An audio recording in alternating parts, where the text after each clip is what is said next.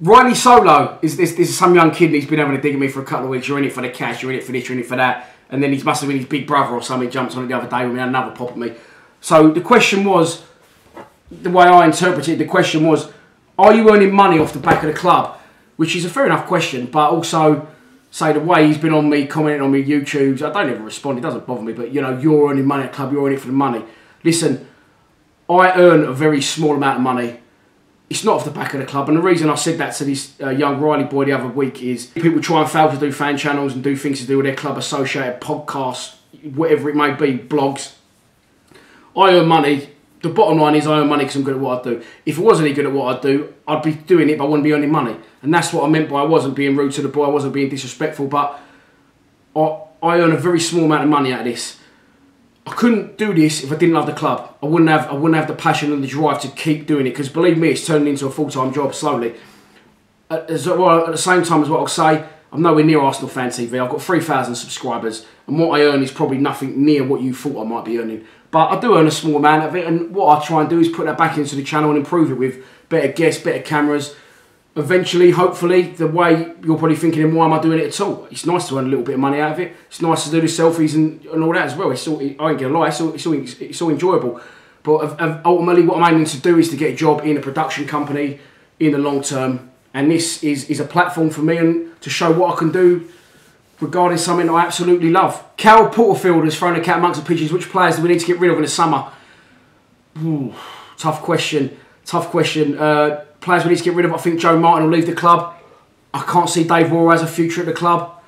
Again, I've said this before and I'll say it again, Aidan O'Brien. I think Aidan's a talented boy and I do really like him. I think he's got bags and bags of potential and he's got a lot of flair and talent, but he can't play left midfield for us for the rest of his life, and he can't sit on the bench for the rest of his life. He needs to progress, he needs to be playing football, and as much as I rate Aidan O'Brien, I can't see how he's ever going to fit into our style of play in the Millwall way. So I think if he's got clubs sniffing around him, we can cash in on him and bring players in potentially to play in better positions or more useful positions for us, then we should definitely think about doing it for our sake and for Aidan's sake, to be honest with you. Again, I think Jimmy Abdu's time to leave the club is come. Cue the Twitter meltdown, but he won't. I think he'll get another year in testimonial, which he should absolutely get his testimonial.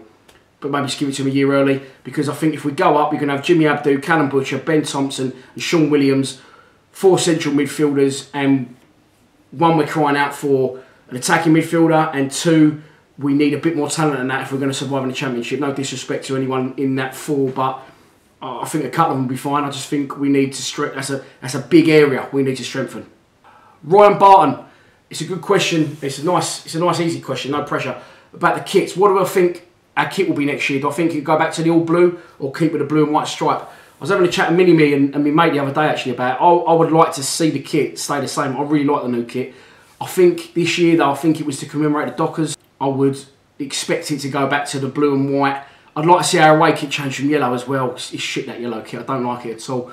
Let's go back to the old school green from the old 2000 days, or maybe, you know, even before that, the red and black stripe like I've got upstairs from the Captain Morgan days. That yellow kit's not doing it for me at all. And I like the home strip this season, but I think next year we will go back to the all blue strip. Thomas Maloney, do I think we should get a better number 2 in to help Neil Harris out? Livermore's a big wet fish. I sat over the other side last game, Scunthorpe, because a lot of my mates sit West Lower, and I wanted to hear what was going on, what was being said, because they sit right next to the dugout. And a lot of my mates around him go, Livermore don't do fuck all, we don't say nothing. What I'll tell you is this: some managers will tell their number 2 and everyone on their bench, don't say a word, I want to be the one voice that the players hear. So, listen, and again, Dave Livermore just went for the job and got it. I think it was appointed by Harris, so Livermore can't be totally to blame. He does wander around with that clipboard, Bessie David. He doesn't really know what's going on by the look of it a lot of the time. But I think that Harris, listen, usually this wouldn't happen, but Harris does need a better number 2 alongside him.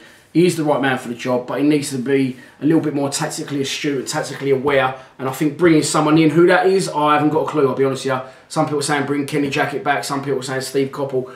I think maybe a younger number 2, someone who really knows their football, someone who has coached, because believe me, coaching is a lot different to playing, so you'll have a lot of top coaches, and I'll tell you where there's one off the top of my head, I can't think of the club now, but I think you know the drill there, and their coach, Cardiff, their first team coach was about 30 years old, and he really knew his stuff. And you'll get that now, people coming through doing degrees in football.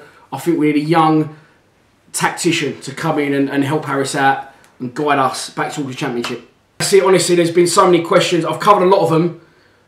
A lot of people have asked the same sort of questions. I don't read your name out, sorry, but I have seen your questions. There's been like 30 over Instagram, 30 over Twitter, Facebook, whatever. That's basically it. I'll see you down in the den tomorrow. Please subscribe to Lions TV. Come on, you Lions.